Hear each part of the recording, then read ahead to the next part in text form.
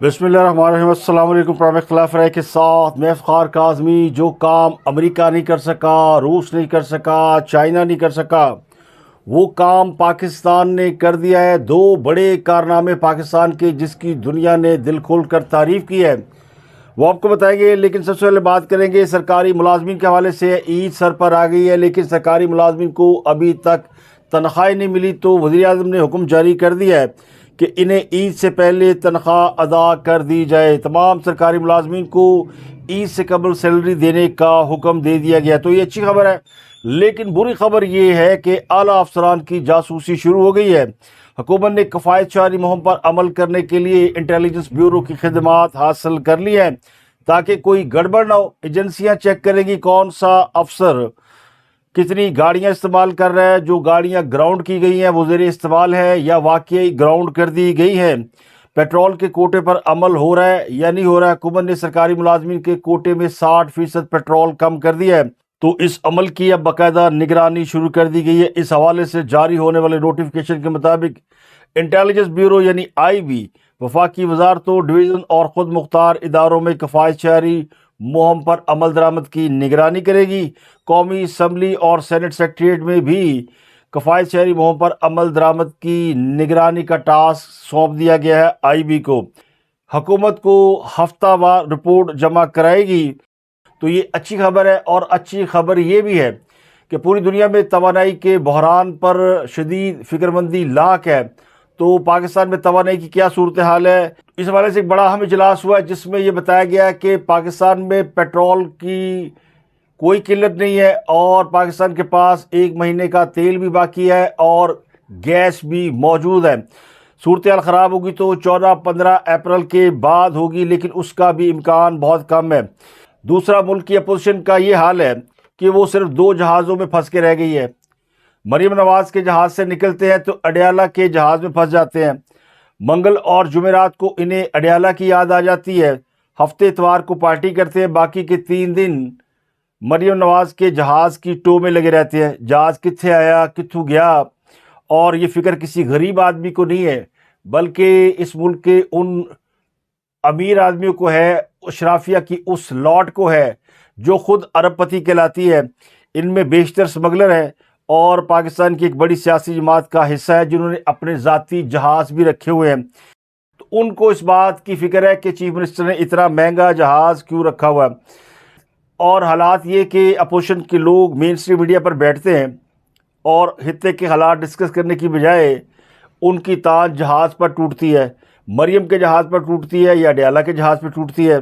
तो मेरा ख्याल है कि अपोजिशन को अपना नाम अब जहाज़ पार्टी रख लेना चाहिए, क्योंकि ना इनको मुल्क की मसाइल की फ़िक्र है, ना खित्ते की सूरत हाल का कोई इदराक है, ना इसकी कोई फ़िक्र है। पूरी दुनिया इस वक्त जंग डिस्कस कर रही है और पूरी दुनिया को इस बात की फ़िक्र है कि आपने हुर्मुज़ अगर बंद रही तो दुनिया में तेल का बहुत बड़ा बहरान पैदा हो जाएगा। न सिर्फ तेल का बल्कि गैस का। तो मजमूई तौर पे तवानाई का बहरान पैदा हो रहा है। तो दुनिया तवानाई को डिस्कस कर रही है और पाकिस्तान में भी सूरत हाल ये कि तवानाई का जो बड़ा सोर्स है वो आपने हुर्मुज़ ही है। तो हमें गैस मिलेगी नहीं मिलेगी, तेल मिलेगा या नहीं मिलेगा, और पाकिस्तान को क्या करना चाहिए, कैसे इस बहरान से निकलना चाहिए, और पाकिस्तान को जो दुनिया में इज़्ज़त मिली है इस इज़्ज़त को कैसे मेंटेन करना चाहिए। इनको सिर्फ एक फ़िक्र है कि इन्हें आज़ादी मिल जाए और ये नाचते फिरे गाते फिरे, इनको हुकूमत सौंप दी जाए और इनके सारे मुखालफिन को जेल में बंद कर दिया जाए। बाजवा साहब को रोज़ाना बद्दुआएं देते हैं, उनकी बीमारी का मजाक उड़ाते हैं, और जब इनके कायदे मोहतरम की आँख के बारे में 2-4 अशार कह दिए जाए तो बुरा मानते हैं कि किसी की बीमारी का मजाक नहीं उड़ाना चाहिए। और इन हालात में जब मुल्क को अफवाहों प्रोपेगेंडे से गुरेज करना चाहिए, इन हालात में भी झूठी खबरों की भरमार है और उसको डिस्कस करते हैं। तो पार्टी कम नेटफ्लिक्स ज़्यादा है। और मुझे लोग कहते हैं कि आप भी इन्हें भूल जाएं, इग्नोर कर दें, इनका जिक्र न करें तो क्या करें, जी ही इतना जलता है कि तज़किरा करना पड़ता है। लेकिन हम बात करेंगे पाकिस्तान के एक बड़े कारनामे की। पहले मैं आपको ये बताऊं कि ईरान के वज़ीर ख़ारजा अब्बास अराग़ची ने पाकिस्तान और पाकिस्तानी अवाम के लिए उर्दू में एक ट्वीट किया है। अमूमन वो फ़ारसी में करते हैं, लेकिन ये पहली मरतबा हुआ है कि ईरानी वज़ीर ख़ारजा ने उर्दू में ट्वीट किया और पाकिस्तान के अवाम का, हुकूमत का शुक्रिया अदा किया है। उन्होंने लिखा कि इन बाबरकत इलाही और रूहानी दिनों और घड़ियों में मैं हुकूमत और अवाम पाकिस्तान का तहे दिल से शुक्रिया अदा करता हूँ कि उन्होंने अमेरिका और सहूनी रजीम की जारहियत के मुकाबले में अवाम और हुकूमत इस्लामी जमहूरिया ईरान के साथ अपनी यकजहती और हमायत का भरपूर इजहार किया। तो ईरान की हुकूमत पाकिस्तान का शुक्रिया अदा कर रही है कि पाकिस्तान इस जंग में न्यूट्रल नहीं है, पाकिस्तान इस जंग में ईरान के ख़िलाफ़ नहीं खड़ा हुआ, बल्कि पाकिस्तान ईरान और ईरान की अवाम के साथ खड़ा हुआ है और यकजहती का इजहार किया है। तो इस बात का ईरानी हुकूमत बाज़ाब्ता स्टेट लेवल पर पाकिस्तान का शुक्रिया अदा कर रही है। तो ये उन लोगों के लिए अलार्मिंग है जो रोज़ाना कहते हैं कि ईरान जो है वो पाकिस्तान का दुश्मन है और मुखालिफिन के साथ मिल चुका है। तो हम पाकिस्तान, सबसे पहले पाकिस्तान का नारा लगाते हैं और ये है वो ताज जो पाकिस्तानी खारजा पॉलिसी ने इस वक्त पहना हुआ है और दुनिया उसका शुक्रिया अदा कर रही है। दुनिया की सबसे बड़ी ताकत, जिसे बड़ा जोम है कि वो सुपर पावर है, वो अमेरिका है।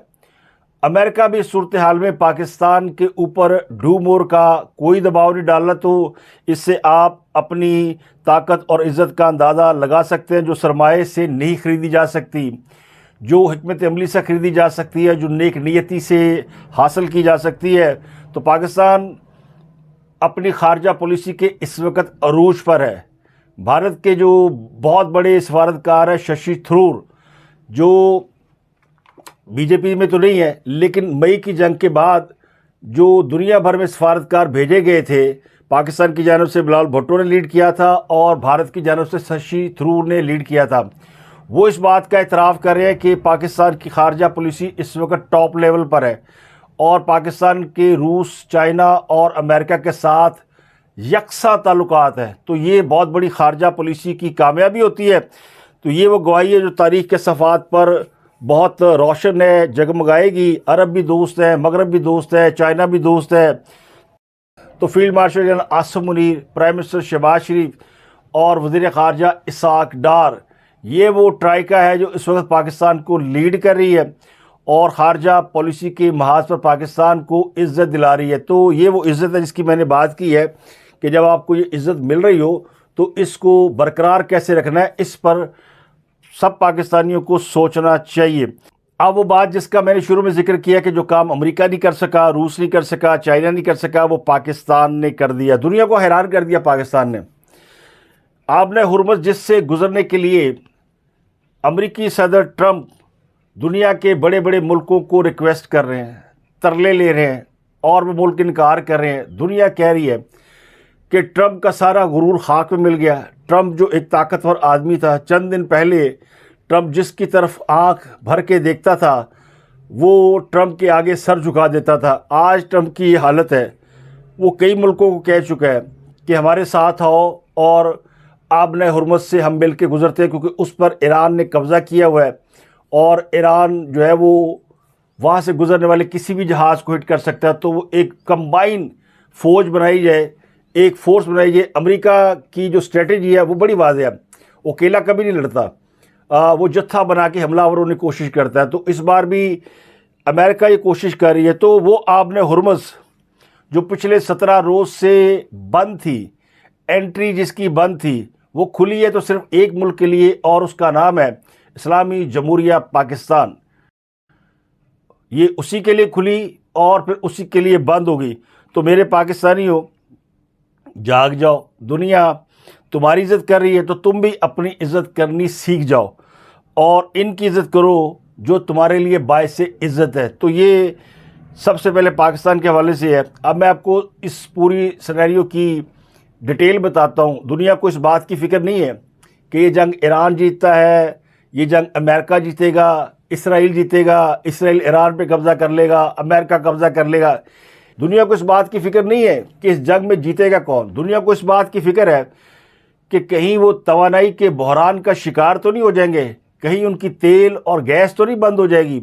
अगर उन्हें तेल और गैस नहीं मिलेगी, एनर्जी शॉर्ट हो जाएगी, तो फिर उनकी तरक्की के ख्वाब सारे मसमार हो जाएंगे और उनकी जो मौजूदा स्ट्रक्चर है वो तबाह हो जाएंगे, क्योंकि दुनिया की मौशरतें जिस तवानाई के बलबूते पर तरक्की कर रही होती हैं, अगर वो तवानाई ही उन्हें ना मिले तो वो उसी तेज़ी से कोलैप्स कर जाती हैं। तो ट्रंप ने ईरान पर हमला इसलिए नहीं किया कि वो शाह ईरान के बच्चों को हुकूमत देना चाहता है। उसका मामला ये है कि वो एनर्जी पे कब्ज़ा करना चाहता है, ताकि इस एनर्जी से अगर वो ख़ुद नहीं फ़ायदा उठा रहा तो उसके दुश्मन भी फ़ायदा ना उठाएं, कोई और मुल्क तरक्की ना कर जाए। चीन ईरान से वाफर मिकदार में तेल लेता है, कहीं वो तरक्की ना कर जाए, कोई दूसरा मुल्क फ़ायदा ना उठा सके। तो ये एनर्जी की लड़ाई है, ये सोर्सेज की लड़ाई है, वसाइल की लड़ाई है। तो ईरान में जो तेल का ज़ख़ीरा है वो बहुत बड़ा ख़जाना है और आबने हुर्मुज़ उसकी चाबी है, और ये चाबी ईरान के पास है। वो जब चाहे जिसके लिए चाहे खोले और जिसके लिए चाहे ये बंद करे। तो पिछले 17 दिनों में ईरान से 20 जहाज़ निकले हैं, दाखिल कोई नहीं हुआ। ये वो 20 जहाज़ हैं जो इस जंग से पहले ईरान में मौजूद थे या किसी और मुल्क में थे, उन्हें आबरे हुर्मुज़ से गुज़र कर अपनी अपनी मंजिलों की तरफ जाना था। कोई कतर से गैस लेकर आ रहा था, कोई किसी और मुल्क से तेल लेकर आ रहा था। तो इनको आबरे हुर्मुज़ इनका पैसेज है, वहाँ पर एक कस्टम चेक पोस्ट है जो ईरान के पास है। तो ईरान के पास वो चाबी है, वो जिसको चाहे गेट खोल के गुजार दे, जिसको चाहे रोक दे। तो आबने हुर्मुज़ का कंट्रोल है ईरान के पास। तो 20 जहाज़ वहाँ से निकले। पाकिस्तान का बहरी जहाज़ PNS का कराची वाहिद बहरी जहाज़ है जो आबने हुर्मुज़ में दाखिल भी हुआ। 17 रोज़ा जंग के दौरान दाखिल हुआ पहला जहाज़, वहाँ से उसने तेल लिया और फिर वहाँ से वो वापस भी आया। और इस सफ़र के दौरान इसने अपने सिग्नल पूरी तरह ऑन रखे, पूरी दुनिया को ये बताता रहा है वो कहाँ से आ रहा है, कहाँ जा रहा है और कहाँ से उसने तेल लिया और कहाँ तेल लेकर जा रहा है। ये इतनी बड़ी स्टोरी है कि दुनिया इस वक्त हिली हुई है। बहुत सारी ऐसी खबरें होती है जो बिफोर टाइम मैं आपके साथ शेयर कर देता हूँ और हमारा मेन स्ट्रीम मीडिया भी उसको लेट पकड़ता है। अभी खबर भी मेन स्ट्रीम मीडिया पे अभी तक नहीं है, ये अगले दिन आपको सुनने को मिलेगी। जैसे ट्रंप के बारे में मैंने कल ही बता दिया था कि दुनिया उसको इनकार कर चुकी है, कोई मुल्क उसकी ऑफ़र पर आबने हुर्मुज़ में उसके साथ चलने को तैयार नहीं है। अगर किसी को अच्छी तरह समझ आ गई तो आपके साथ वो कल शेयर करेगा। वो 5 सेकंड जिसमें ईरानी हुकाम किसी जहाज़ को जाने देते हैं या फिर उसको आने देते हैं, 5 सेकंड लगते हैं कस्टम चेक पोस्ट से गुजरते हुए, क्योंकि सिग्नल पहले तय हो जाते हैं। तो ये वो सनसनी हेज़ राज है। 17 दिन की मुकम्मल नाकाबंदी है ईरान की। इसराइल बम पे बम मार रहा है, मिज़ाइल मार रहा है, फ़िज़ाई हमले हो रहे हैं, अमेरिका हमले कर रहा है। तो ये एक ऐसा वाक़या हुआ जिसने साबित कर दिया है कि ईरान इस खित्ते का बेताज बादशाह है और एक ऐसा जहाज़ जो कि ईरानी नहीं है, जो अमेरिकन नहीं है, जो चीन का नहीं है, जो रूस का नहीं है, बल्कि पाकिस्तान का है, उसे ईरानी पासदारान इनकलाब ने आबने हुर्मुज़ से गुज़रने की इजाज़त दे दी। न सिर्फ गुज़रने की बल्कि तेल लाद कर वापस जाने की भी इजाज़त दी। तो ये महज एक इजाज़त नहीं है, ये एक सनसनीखेज़ पैगाम है जो पूरी दुनिया को गया है। एक पैगाम तो ये गया कि ईरान का आबने हुर्मुज़ पर कंट्रोल मुकम्मल और बेरहम है। बेरहम इसलिए कि वो जिसके लिए चाहेगा उसको यूज़ करेगा, जिसको नहीं चाहेगा उसको नहीं गुजरने देगा। 17 दिन से आबने हुर्मुज़ मुकम्मल तौर पर खामोश थी। दुनिया का सबसे अहम तेल का रास्ता बंद पड़ा था, सवाए ईरान के अपने जहाज़ों के। हर मुल्क, हर परचम, हर कार्गो खामोश खड़ा था। बहुत सारे जहाज़ आबने हुर्मुज़ में मौजूद है और ख़ामोश खड़े हैं, इस बात से खौफज़दा कि कहीं वो ईरानी हमले का निशाना ना बन जाए। लेकिन ये पहला कार्गो जहाज़ सामने आया है, तो इस पहले में ही सबसे ज़्यादा सनसनीखेज़ी है, क्योंकि आबने हुर्मुज़ के बारे में अमेरिका ये दावा कर चुका है कि वहाँ पर पासदारान इनकलाब ने माइंस, बारूदी सुरंगें बिछा दी हैं और वहाँ से कोई सेफ एंड साउंड गुज़र नहीं सकता। तो पाकिस्तानी जहाज़ ने एक तो पूरी दुनिया की इस मिथ को गलत कर दिया है कि वहाँ पे कोई बारूदी सुरंगें हैं। पाकिस्तानी जहाज़ खैरियत से गया, खैरियत से वापस आया। तो ये लफ्ज़ पहला अपने अंदर एक बहुत ही सनसनीखेज हकीकत छुपाए हुए है कि इससे पहले कोई जहाज़ एंटर नहीं हुआ। ईरान ने 17 दिन तक इस रास्ते को बंद रखा। दुनिया के मुख्तलिफ मुल्कों ने दरख्वास्त की कि हमारे जहाज़ फंसे हुए हैं, उनको लेट गो कर दे, उनको जाने की इजाज़त दे दे। तो चीन के कई जहाज़ वहाँ से निकले, इंडिया के 2 LPG के कार्गो निकले, इसके अलावा थाईलैंड का कार्गो निकला, जापान का कार्गो निकला। तो कई जहाज़ों को वहाँ से निकलने की इजाज़त मिली, लेकिन जिस जहाज़ को एंट्री की इजाज़त मिली उसका नाम कराची, पाकिस्तान का परचम लहरा रहा था, लेकिन इसके अंदर अबू धाबी का दास खाम तेल भरा हुआ था। दास क्रूड ऑयल एक कंपनी है और उसका ये तेल था जो कि पाकिस्तानी जहाज़ कैरी कर रहा था, और इस जहाज़ के जो कप्तान है वो भी पाकिस्तानी है।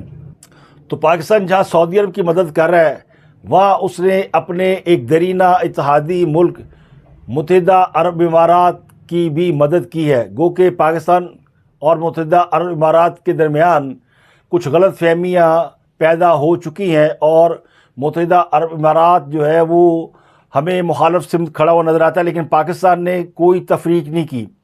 पाकिस्तान ने जिस तरह सऊदी अरब की हिफाजत की है, इसी तरह मुत्तहिदा अरब इमारात के लिए भी उसने एक बहुत बड़ी सर्विस दी है, और उनको मौका फराहम किया कि उनका जो तेल दुनिया को नहीं पहुंच रहा उसको वो दुनिया तक पहुंचाए, ताकि अबू धाबी जो है वो मुआशी बदहाली का शिकार ना हो।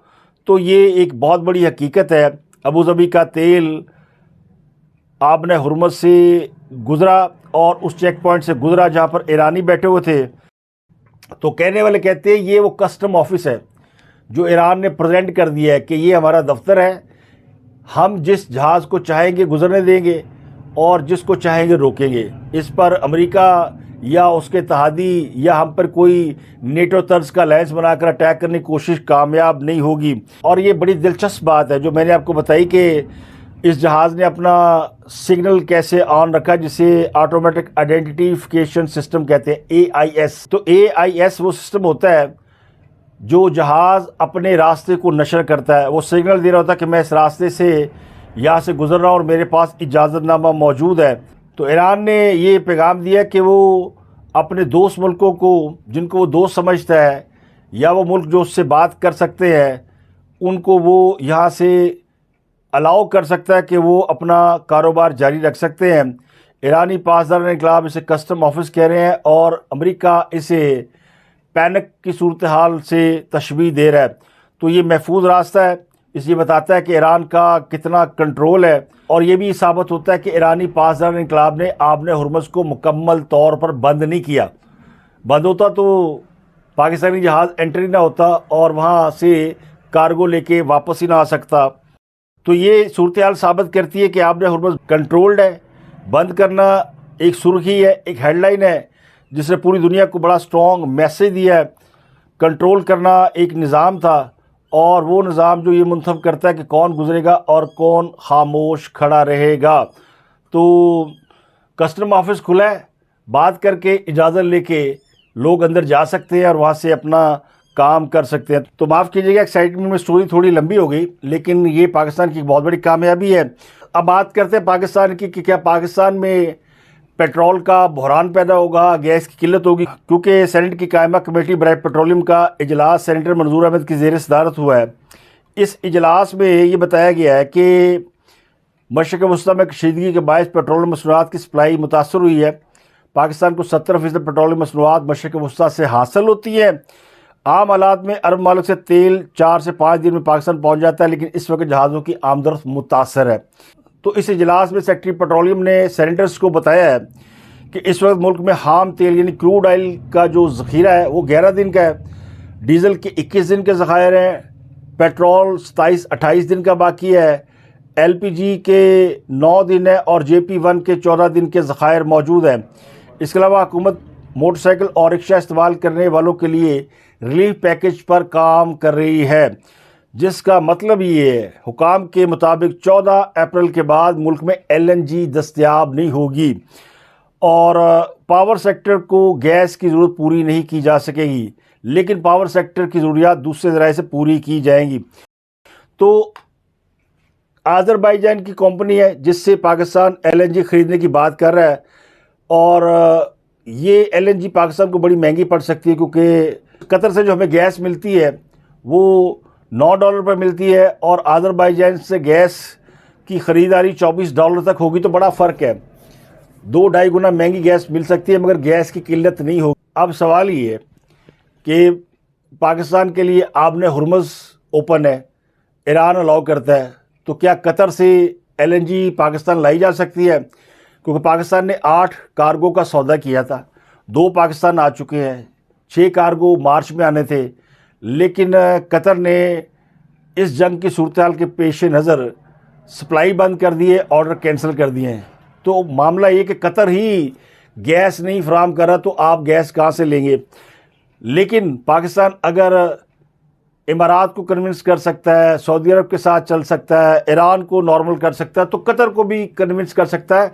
कतर के साथ पाकिस्तान के बहुत ही अच्छे ताल्लुकात हैं, तो कतर इस सूरत हाल में पाकिस्तान की रिक्वेस्ट पर गैस फराहम कर सकता है, वो पैदावार शुरू कर सकता है। तो जैसे ही मैं ये आपके सामने पिक्चर रखने की कोशिश कर रहा था, फिर मेरे ज़हन में ख्याल है कि अगर कतर गैस देने पे राज़ी हो जाए तो मसले ही हल हो जाए। दुनिया के कई ममालिक ईरान से रिक्वेस्ट करेंगे और कतर से अपनी एनर्जी और यूएई से अपनी एनर्जी लेंगे और बहरान ख़त्म, कहानी ख़त्म हो गई। लेकिन साथ ही खबर आई कि कतर के ऊपर एक मिसाइल गिरा है दोहा में और उससे काफ़ी नुकसान हुआ है, जिसका मतलब है कि कतर को कहीं ना कहीं से वार्निंग आई है कि आपने अपनी पैदावार नहीं ओपन करनी, क्योंकि अगर आपने अपनी पैदावार खोल दी तो दुनिया तो जंग से लाताल्लुक़ हो जाएगी। वो कहेंगे ठीक है लड़ते रहो तुम, आपने हुर्मुज़ तो खुला है, हमारा कारोबार तो चल रहा है। तो कतर को डरा दिया गया। और मेरा ज़ाती ख्याल ये है कि ये हमला ईरान की जानिब से नहीं हुआ, ये वो ताकतें हमले कर रही हैं जिन्होंने ईरानी ड्रोन्स की कॉपी बना ली है और उन्हीं की तरह के मिसाइल बना लिए हैं, और वो आसपास के हमसायों के ऊपर ये हमले करके उनको डराने की कोशिश कर रहे हैं ताकि वो इस जंग में शामिल हो जाएं। लेकिन अरब ममालिक बिल्कुल इस जंग में कूदने के लिए तैयार नहीं है। सऊदी अरब के जो वली अहद है शाह सुलेमान, उनकी बात हुई है अबू धाबी के जो किंग हैं मोहम्मद बिन जैद उनके साथ। हालांकि दोनों ममालिक एक दूसरे के ख़िलाफ़ चल रहे हैं और ख़ित्ते के अंदर उनकी राइवलरी चल रही है। इस सूरत हाल में दोनों का एक दूसरे से बात कर लेना ही ये साबित करता है कि दोनों सिचुएशन को किस तरह समझ रहे हैं और हैंडल कर रहे हैं। तो दोनों का फ़ोन पर बात कर लेना ही बताता है कि उनने अपने जो इख्तलाफात हैं वो कहीं ना कहीं बलाए ताक रख दी है। और ईरान ने अबू धाबी का तेल पाकिस्तानी जहाज़ पर ले जाने की इजाज़त दी है। तो इससे आप समझिए कि ईरान भी उनको बड़े पॉजिटिव सिग्नल दे रहा है, अरब ममालिक भी पॉजिटिव सिग्नल दे रहे हैं। तो जंग जो लोग इस खित्ते में मुसल्लत करने की कोशिश कर रहे हैं वो फंसे हुए हैं। तेहरान ने ऐलान किया कि हुर्मुज़ की खलीज अमेरिका और उसके इत्तेहादियों के अलावा सबके लिए खुली है। तो इसीलिए अमेरिकी सदर डोनाल्ड ट्रंप जो है, जिन्होंने नेवल इत्तेहाद बनाने की कोशिश की, एक बहरी इत्तेहाद उन्होंने क्रिएट करने की कोशिश की, जिस तरह नेटो अलायंस है, तो उन्होंने कोशिश की एक बहरी अलायंस भी बना लिया जाए ताकि आबने हुर्मुज़ पर कब्ज़ा किया जाए। तो उन्होंने चीन, फ्रांस, जापान, जनूबी कोरिया, बरतानिया सबसे रजू किया है। जर्मनी, यूनान और बरतानिया ने इस मामले में कूदने से इनकार कर दिया। आज बरतानवी वज़ीर ख़ारजा कीर स्टारमर ने बाकायदा प्रेस कॉन्फ्रेंस की और उन्होंने कहा कि हम बड़ी जंग में नहीं फंसेंगे और तेल की कीमतें बहुत बुलंद हो रही हैं, हमें ये मसला बातचीत से हल करना है। चीन भी यही बात कर रहा है। तो दुनिया का एक भी मुल्क अमेरिका के साथ खड़ा होने के लिए तैयार नहीं है और इसलिए लोग कह रहे हैं कि ट्रंप जो है वो उसके गुरूर और तकब्बर का जो बुत है वो पाश पाश हो चुका है और उसका ईरानी तेल पर कब्ज़े का जो ख्वाब है वो अधूरा रह सकता है। अब आप ये देख लें कि आज ट्रंप ने भी ये दावा किया कि उसने ईरान के जजीरे खार्ग पर जो हमला किया उसमें तेल की तनसीबात को नुकसान नहीं पहुँचाया, क्योंकि तेल ही तो वो चीज़ है जिसके लिए ट्रंप वहाँ पे कूदा हुआ है। इसराइल के इरादे कुछ और है, इसराइल का मामला कुछ और है, लेकिन अमेरिका जो है वो सरासर अपने माली फ़ायदे के लिए, मुआशी फ़ायदे के लिए और तेल पर कब्ज़े के लिए इस जंग में कूदा हुआ है। और अगर वो तेल की तनसीबात पर ही हमला कर देगा, उसे ही आग लगा देगा और आपने हुर्मुज़ में वो गोलाबारी शुरू कर देगा, तो फिर वो जो तेल के ज़खायर है वो तो उसके लिए मट्टी हो जाएंगे, तो ट्रम्प ये काम कभी नहीं करेगा। इसलिए वो ऑफ़र कर रहा है अभी भी कि कोई डील कर लो, कोई अच्छी ऑफ़र दे दे। ईरान इसके लिए कतई तौर पर तैयार नहीं है। ईरान ने जो ट्रम्प कार्ड खेला है वो ये कि उसने आबने हुर्मुज़ सब के लिए खोल दी है, मासवाए अपने मुखालफिन के लिए। और सूरत हाल को इसराइल ने सबसे पहले रियलाइज़ किया है। इसराइली फ़ौज के तर्जुमान लेफ्टिनेंट कर्नल नदाओ शोशानी ने प्रेस ब्रीफिंग में बताया कि इसराइल चाहता है कि ईरानी हुकूमत को कमज़ोर किया जाए और इसकी सिक्योरिटी निज़ाम की तमाम सलाहियतों को ख़त्म किया जाए। इसराइली फ़ौज ने 1,10,000 से ज़्यादा रिज़र्व फ़ौजियों को भी तलब कर लिया है और उनका कहना है कि ईरान के अंदर अब भी हज़ारों अहदाफ मौजूद है जिन्हें निशाना बनाया जा सकता है। ट्रम्प कल ये कह रहे थे कि ईरान के अंदर कोई ऐसा हदफ बचा ही नहीं जिसे हम टारगेट करें, और इसराइली अब भी कह रहे हज़ारों अहदाफ मौजूद हैं। तो इसलिए इसराइल जो है वो अपने हमले जारी रखे हुए है। उसने जनूबी शहर शिराज और शुमाल मगरबी शहर तबरेज़ को भी निशाना बनाया है और तेहरान में मेहराबाद हवाई अड्डे पर एक ऐसे तैयारे को तबाह करने का दावा किया है जो साबिक़ सुप्रीम लीडर अली ख़ामनाई के ज़ेरे इस्तेमाल रहा है। अब एक और ख़बर यह कि कल इसराइल ने नेतन्याहू की एक वीडियो जारी की थी जिसमें वो एक जगह पे कॉफ़ी पी रहे हैं। ये साबित करने की कोशिश की गई कि नेतन्याहू ज़िंदा है, तो उनकी वीडियो कहीं ना कहीं से बनाकर शेयर की जा रही है। ऐसी वीडियो एक ईरानी सुप्रीम लीडर की भी आ गई है, जगह भी वही है, कॉफ़ी शॉप भी वही है। מה שאל דודי? ראש הממשלה אומרים ברשת שאתה בכלל מת? אני מת על קפה, אתה יודע מה? אני מת על העם שלי. איך הם מתנהגים, פנטסטי. אתה רוצה לספור את מספר אצבעות? אתה יכול להראות לנו? בוא. कॉफ़ी भी वैसे पी रहे हैं और वो भी अपने हाथ की उंगलियां दिखा रहे हैं। तो ये है आर्टिफिशियल इंटेलिजेंस का कमाल।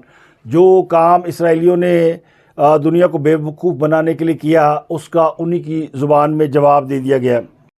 तो अब तक के लिए इतना ही। आपसे मुलाकात होती है अगले व्लॉग में। अपना गिरदुनवा के लोगों का बहुत ख्याल रखिए।